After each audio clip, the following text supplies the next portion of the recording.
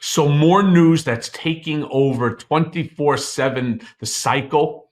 Hunter Biden's pardon by his father, President Joe Biden. All right. I mean, Biden's pardon of his son, it's getting a ton and ton of pushback from both sides. So before I start it, again, here on the Michael Cohen Show, we are on our continued journey to 250,000 subscribers. So do me a favor, hit the subscribe button, but stay with me because this is really important.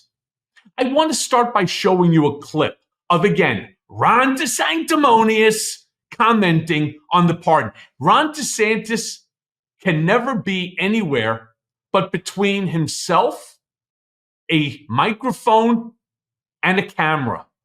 Play the clip. What does he do? He corruptly abuses the pardon power to give his son blanket immunity and, by extension, protect himself from having any inquiry. I think it's the opposite with President Trump. They manipulated the law to go after Donald Trump for political reasons and just... Yeah, again. Oh, Ron, listen, let me be very clear about something. I know Donald for a decade and a half. I know him so much better than you do. He doesn't like you. So no matter how much ass kissing that you try to do, you're not going with the ride. You stay as the governor of Florida. You keep doing you there, Ron, no matter what you say. Donald's not even listening to it. I assure you, there's no amount of brown-nosing that you can do that's going to make you valuable to him. Let me just be very clear about that. There's something about you that he finds weird and off-putting, and he is not interested. Now, I want to go on to say another Trump sort of loyalist, and again, I understand what that is all about. I want to show you what Jesse Waters said about this topic. Play the clip. At least Trump doesn't make promises he knows he's going to break. You might not agree with what he does, but when he says he's going to pardon Jan 6ers, he'll probably do it. Recess his cabinet, he'll probably do it. Fire the FBI director, he's done it once, he'll do it again. Yeah. And by the way, I'm not going to disagree with Jesse on that one. How many times over the course of this program and my Mea Culpa podcast have I turned around and said to you, when Donald Trump tells you what he intends to do, why are you ignoring it? And yet, despite all of that, 76 million people voted for him. A plurality of our citizens voted for him, and he will, on January 20th, become the 47th president of the United States. He will become president again, despite all of the things that he said that he intends to do.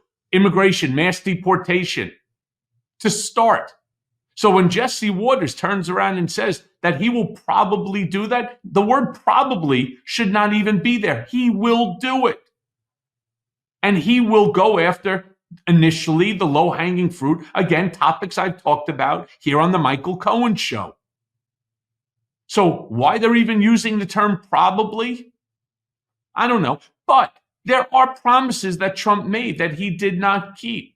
And you know, the funny thing too is if Trump makes those promises and is unable to keep it, the guys like Jesse Waters or Ron DeSantis, they will come up with a reason why he could. And those reasons, by the way, are fair and legitimate. He changed his mind. Is he not entitled? Is he not permitted to change his mind? Just because you said something on a Monday means that on Friday that's what you have to do? What if something changed? You had a different thought process for it. Well, you know what? Maybe Joe Biden should be entitled to do the same thing. This is his son, for God's sakes, a guy who is going to get dragged through the legal mud. And trust me, I know what that feels like.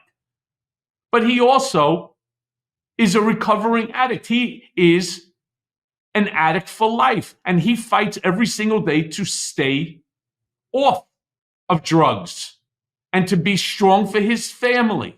And let's not forget that Joe Biden has lost children before.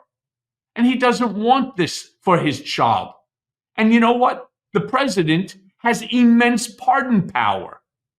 And he is permitted to do it. Now, Do I think he should have done this earlier? Sure. Should he have said that I'm going to pardon my son earlier on? Fuck yeah, he should have. In that way, now you won't have this argument that's going on. Well, I said I was going to do it, and so I did it.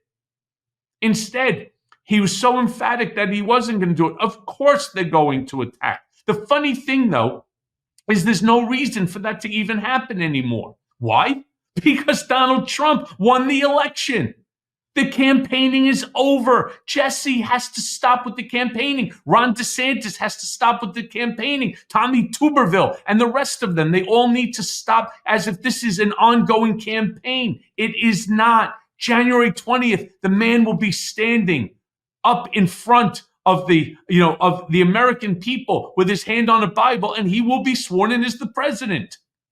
So what's the issue? All right, now I want to show you what Jon Stewart played on his show about this topic. It's amazing the dichotomy between the two positions. Play the clip. The problem is the rest of the Democrats made Biden's pledge to not pardon Hunter the foundation of their defense of America, this grand experiment. One political party remains committed to the rule of law and the other doesn't. It's that simple. Hunter Biden's not above the law. No one is above the law. Democrats stand for the rule of law. We accept the outcome because that's how the rule of law works. Because the justice system that convicted his only surviving son is the same justice system he's vowed to protect. And if that doesn't tell you who Joe Biden is, I don't really know what does. I think I know what does.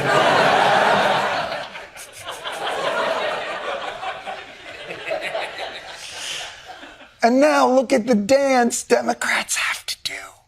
Be honest, the only reason why they went after Hunter the way they did, and I've talked to many federal prosecutors about this, is because he's the president's son. People have to remember the president has lost 2 children already, and he does not need to lose another one to more political witch hunts. The, crowing from Republicans, but we're talking about, Donald Trump is a convicted felon who literally had pardoned his daughter's father-in-law and just made him ambassador to France. So for anyone that wants to clutch their pearls now because he decided that he was going to pardon his son, I would say take a look in the mirror. Ma'am, we will take a look in that mirror, but we are taking off. So if you could just put this shit on airplane mode and let us get home for the holidays.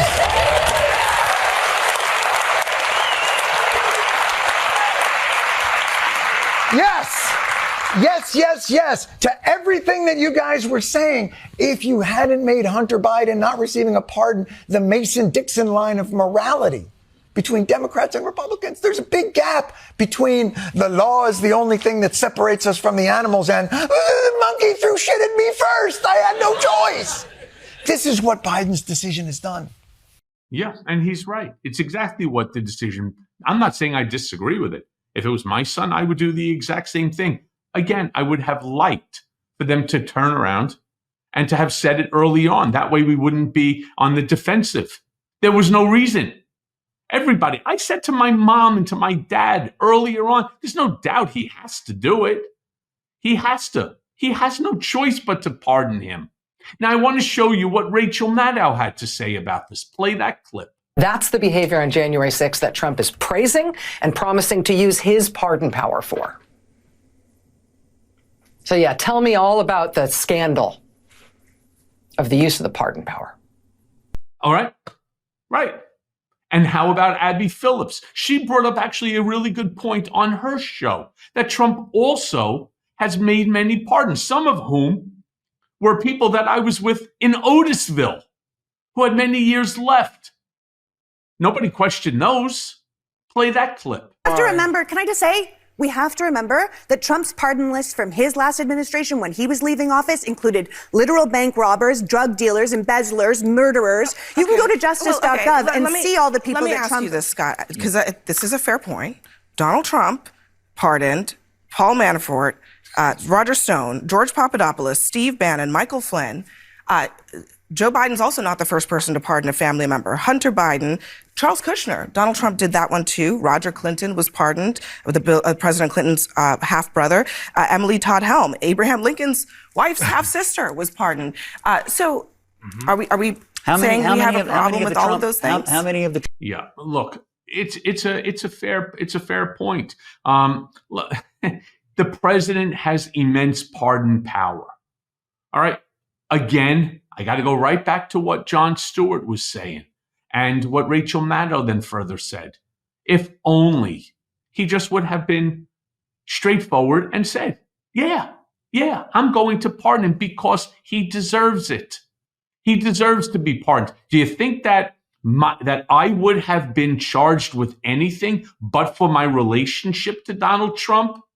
And if you think the answer is anything but no, you'd be fucking wrong. All right. The only reason that I was charged with anything was because of my proximity and because of my relationship to Trump.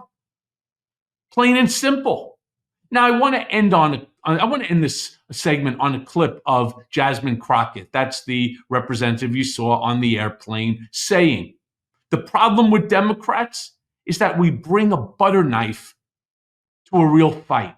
Play that clip. I'm eager to get your take on this because, look, I mean, you have actually congratulated President Biden. Yeah. You seem to be, at least publicly, in the minority among Democrats in the House. Why do you think you are in the minority here, and is it sincere? First of all, it is sincere. And, you know, I can't say why my colleagues are acting the way that they are. I can say that the American people are tired of us bringing a butter knife to a real fight, a real war. And I mean, it's true.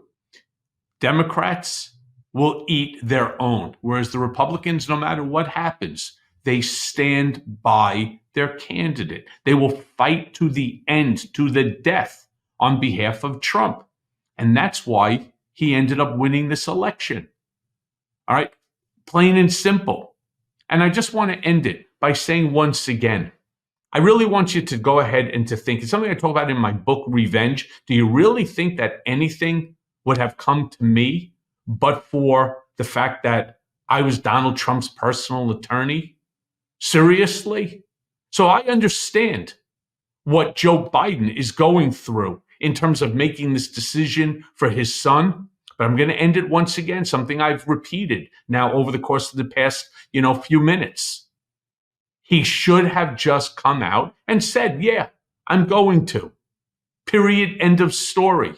And I don't care what you say. It's my prerogative. I'm the president of the United States, and I have that power. Plain and simple. There'd be no fight today. And as always, thanks for listening. Hey, everyone. First of all, thanks for watching. I mean, we're going to be posting daily episodes with reactions and talking about politics. We'll be talking about everything, in fact. So please like and subscribe. Join us on this journey.